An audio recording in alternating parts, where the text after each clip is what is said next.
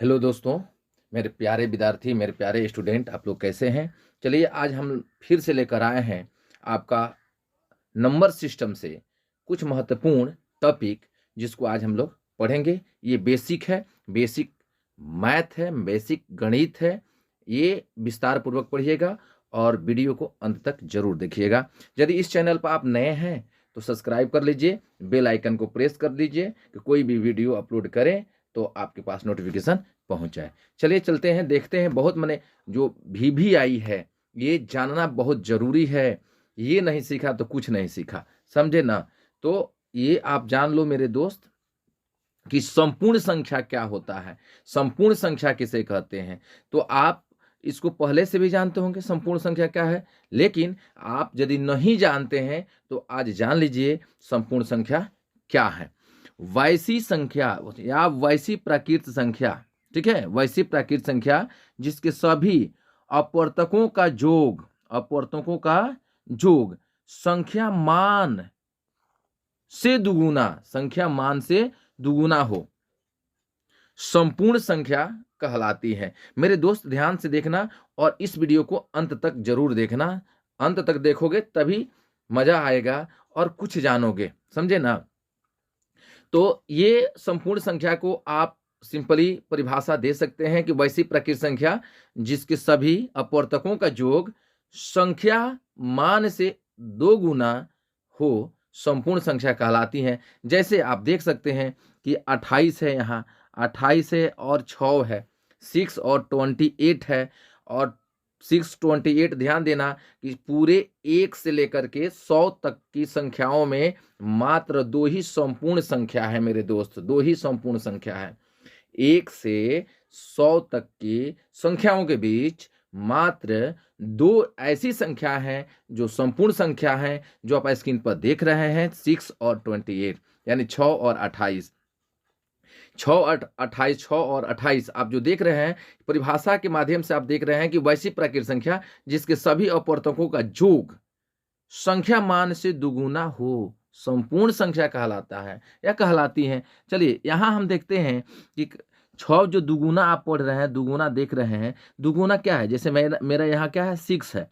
6 का अपवर्तकों का योग निकालेंगे, यानी 6 का अपवर्तक, तो क्या हो जाएगा? 1 होगा, 2 होगा, 3 होगा, 6 होगा। यानी 6 किस किस संख्या से कटेगी? तो 1 से, 2 से, 3 से और 6 से।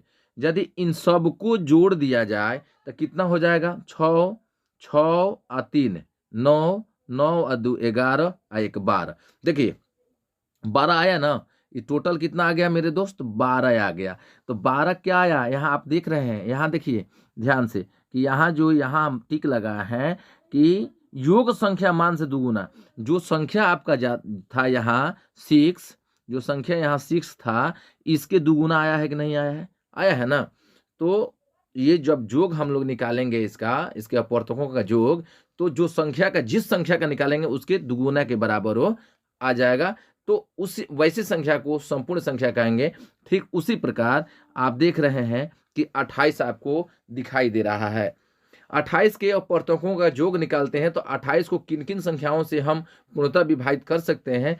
तो 1 से विभाजित कर सकते हैं, 2 से विभाजित कर सकते हैं, 4 से कर सकते हैं, 7 से कर सकते हैं, 14 से कर सकते हैं और अंत में 28 से कर सकते हैं। ठीक है, 28 से कर सकते हैं। ये 28 के अपवर्तक हुए और इनको जब हम जोड़ते हैं, जो आप स्क्रीन पर देख रहे हैं, जब जोड़ते हैं यहाँ तो कितना आता है? 56। तो 56 किसके दुगुना है बाबू? तो मेरे दोस्त, मेरे प्यारे दोस्त, मेरे प्यारे स्टूडेंट, किसके दुगुना है? तो 28 के। तो 28 के दुगुना है।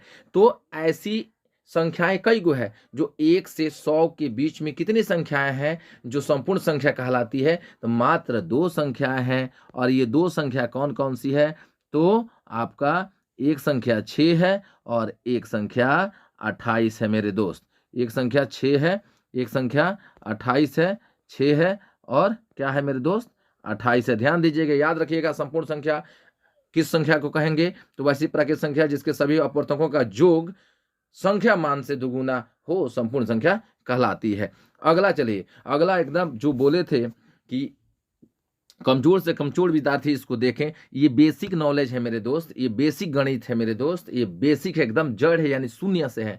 हम यहीं से चलेंगे ये अंकगणित में, तो आगे जो जो हम लोगों को प्रश्न मिलेगा उसको हल करते चलेंगे। पहले जीरो से सीखते हैं, जीरो से सीख करके हम 1 2 3 4 ऐसे बढ़ेंगे, आरोही क्रम में बढ़ते चले जाएंगे। चलिए अब आप लोग VVI कुछ टॉपिक है जो आप सामने देख रहे हैं। VVI टॉपिक है रामानुजन संख्या क्या है। कई बार इस तरह ऐसी परीक्षाओं में पूछा गया है कि निम्न में रामानुजन संख्या किसे कहा जाता है या किसको कहते हैं, या निम्न में रामानुजन संख्या है, तो आप कैसे चुनिएगा।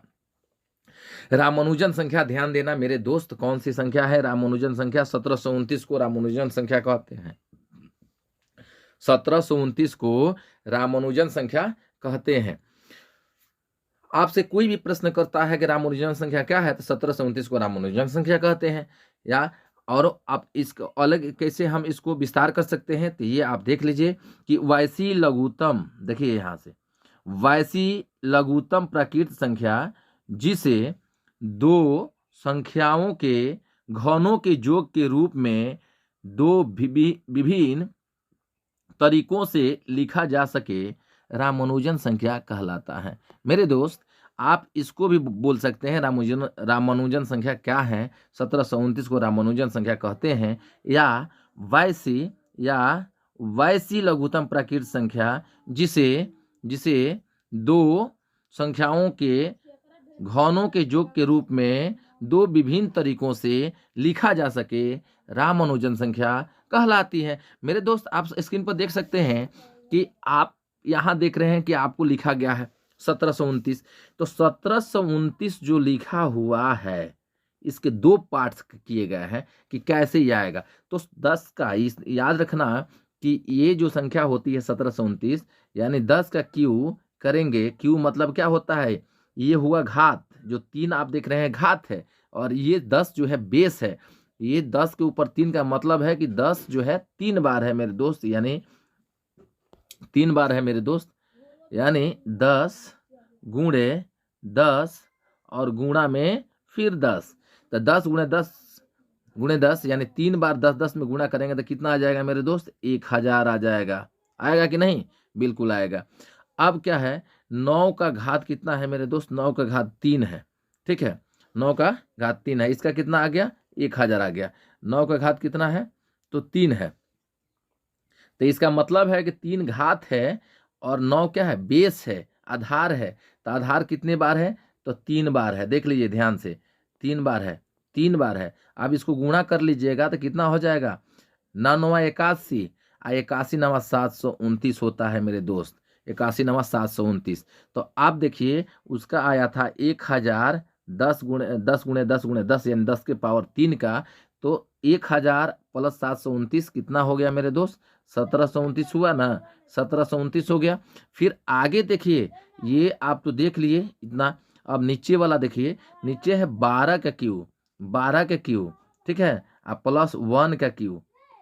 तो 12 का क्यू का मतलब होता है 12 गुणे 12 गुणे में 12। ठीक है, तो 12 12 कितना हो जाएगा, 144 हो जाएगा। 12 12 144। फिर 12 से करेंगे तो 12 चौक कितना हो जाएगा मेरे दोस्त, 12 चौक 48 हो जाएगा। ठीक है, अब 12 चौक 48 और 4 52 के 2 हो जाएगा। 5 12 5 17 हो जाएगा। ध्यान देना 17 हो जाएगा। ठीक है, और यहाँ आप देख रहे हैं कि 1 का क्यू मतलब 1 गुणे 1 गुणे 1 यानी 1। तो ये कितना हो जाएगा, देखिए तो 1728 प्लस 1 1729 हो जाएगा ना। तो आप किसको बोल सकते हैं, रामानुजन संख्या 1729 को बोल सकते हैं। दो तरह से इसको विभाजित कर करके लिख सकते हैं, यानी 10 के क्यू प्लस 9 के क्यू, 12 के क्यू प्लस 1 के क्यू। ठीक बा। अब आगे चलिए मेरे दोस्त, आगे चलिए, आगे देखते हैं परमीय संख्या। बहुत बार ये सामने आता है मेरे दोस्त, बहुत बार आता है, इसको ध्यान दीजिएगा, बहुत बार आता है। तो इस पर जो परमीय संख्या है, यहाँ परमीय संख्या वैसी संख्या जो p/q के रूप में हो या p/q के रूप में व्यक्त की जा सके, जहां q इज नॉट इक्वल 0 तथा p और q दोनों पूर्णांक संख्या है। तो जैसे 6/7, 4/9, 11/7, 5, 0√4, ये सब क्या हो जाएंगे? परमीय संख्या। यहाँ तक कि जितनी प्राकृत संख्याएं होती है, जो प्राकृत संख्या होती है 1, 2, 3, 4 डॉट डॉट, ये सब परमीय संख्याएं हैं। 1, 3, 5, 5, 7, ये जो विषम संख्या होती है सब परमीय संख्या है। जो भाज्य संख्या होती है सब परमीय संख्या है। जो पूर्ण संख्या होती है सभी परमीय संख्या है। तो आप बोल सकते हैं कि परमीय संख्या वह है जिसे p/q के रूप में लिखा जा सकता है, जहां p और q एक पूर्णांक है। q इज नॉट इक्वल 0, यानी कदापि q का मान 0 नहीं होना चाहिए, यानी हर का मान 0 नहीं होना चाहिए। चलिए आगे देखते हैं। कुछ विशेष चीज है, कुछ विशेष टॉपिक पर ध्यान देंगे यहाँ। कि मैंने कहा कि प्रत्येक प्राकृत संख्या परमीय संख्या होती है, बिल्कुल होती है। यहाँ प्रत्येक प्राकृत संख्या क्या होती है? परमीय संख्या होती है मेरे दोस्त। और फिर प्रत्येक पूर्ण संख्या परमीय संख्या होती है, प्रत्येक पूर्णांक परमीय संख्या होती है। ये से याद करिए, ये जानना बहुत जरूरी है। ये जानना बहुत जरूरी है। ये नहीं जाना तो कुछ नहीं जाना, ये नहीं जाना तो कुछ नहीं जाना, क्योंकि जीरो से हम आपको पढ़ा रहे हैं, पढ़ रहे हैं, पढ़ा भी रहे हैं। तो जीरो से आपको बता रहे हैं मेरे दोस्त, जीरो से सीख लो, जीरो से सीख लो। मेरा आग्रह, मेरा निवेदन है कि सीख लो मेरे दोस्त, कि कहीं कहीं मौका मिलते ही आप बस दिमाग में आपको देखते ही आंसर दिखने लगे, सीख लो। आगे चलिए, आगे देखते हैं कि स्थानीय मान या आकस्मिक मान किसी संख्या में कैसे लिखते हैं। ध्यान दीजिएगा। इकाई के अंक का स्थानीय मान क्या होता है? इकाई। जैसे मान लीजिए कि यहाँ 123 लिखना है, तो इकाई का स्थान क्या है? 3 है, तो इकाई का स्थानीय मान 3 ही होगा, क्योंकि 3 में 1 से ही गुणा होगा, है ना। तो इसको हम लिख सकते हैं, इसको लिख सकते हैं 123 में आप लिख सकते हैं 1 × 3 इकाई प्लस गुणे इकाई अंक, ठीक है। यदि यहाँ आपकी संख्या लिख देते हैं इसमें 5, 2, 7, 6, ठीक है। अगला है दहाई। देखिए, दहाई के अंक का स्थानीय मान बराबर यहाँ लिखा है 10 × दहाई अंक। तो दहाई कहा जा रहा है, दहाई। तो इकाई दहाई की जगह पर क्या है? 7 है। तो 7 है, तो यहाँ 10 गुणा में क्या रहेगा? दहाई अंक। दहाई मतलब 7 अंक, वही ना, दहाई अंक मतलब 7। तो यानी आपका कितना आ गया? 70 आ गया। तो 70 आपका होगा। उसी प्रकार आप आगे देख सकते हैं कि आगे जो है, आगे आपका है ये सैकड़ा वाला, यानी सैकड़े के अंक का स्थानीय मान क्या होगा? तो सैकड़ा मतलब इकाई, दहाई, सैकड़ा। सैकड़ा में क्या है? 2 है। क्या है? 2 है। तो सैकड़ा 2 है, तो 2 का स्थानीय मान क्या हो जाएगा? सैकड़ा मतलब 100, तो 100 गुणे सैकड़ा मीन्स 100 गुणा में 2, यानी कितना हो जाएगा? 200 हो जाएगा, ठीक है। कितना हो जाएगा? 200 हो जाएगा मेरे दोस्त। कितना हो जाएगा? 200 हो जाएगा। चलिए आगे हम लोग देखते हैं। आगे देखते हैं मेरे दोस्त, बहुत मजेदार प्रश्न है। आगे देखते हैं। यहाँ कुछ चीजें जानना बहुत जरूरी होता है, कुछ शब्द के बारे में जानना जरूरी होता है कि यहाँ क्या होगा कि जातीय मान, अंकित मान या वास्तविक मान। जातीय मान या अंकित मान या वास्तविक मान, देखिए इसको एक ही से जाना जाता है, यानी इसको 3 नामों से जान सकते हैं। वास्तविक मान कह सकते हैं, अंकित मान कह सकते हैं, जातीय मान कह सकते हैं।